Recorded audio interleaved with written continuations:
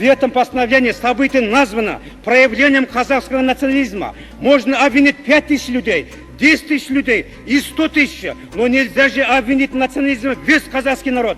Слово «казахский национализм» – это обвинение всему казахскому народу. От общественности до сих пор скрывается число жертв среди демонстрантов. По неполным данным, около 2000 человек было арестовано. Многие из них осуждены к длительным срокам лишения свободы. Тысячи исключены из учебных заведений, уволены с работы. Эпоха застоя при первом на него натиске показала свой жестокий оскал, результатом которого явились жертвами сотни политически неподготовленных юношей и девушек, навсегда сломленных в жизни. Справедливости ради надо отметить, что партийная организация республики во главе с заметной интернациональной фигурой товарищем Колбиным приложила немало усилий для оздоровления обстановки.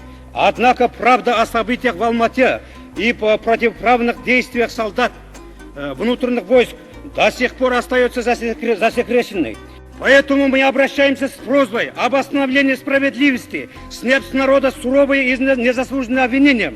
Казахский народ не раз доказал своей историей, своей кровью, верностью дружбы народа. Скоро намечается пленум ЦК КПСС по межнациональным проблемам. Многие заинтересованные народные депутаты не смогут участвовать на этом форуме, так как они не являются членами ЦК. Поэтому группа казахстанских депутатов предлагает до пленума именно на нашем съезде мы должны принять декрет о статусе государственного языка коренной национальности союзных автономных республик, автономных областей, национальных округов и малых народностей, а также решить очень обострившийся вопрос о судьбе советских турок и крымских татар, которые до сих пор чувствуют себя изгнанными в своей стране.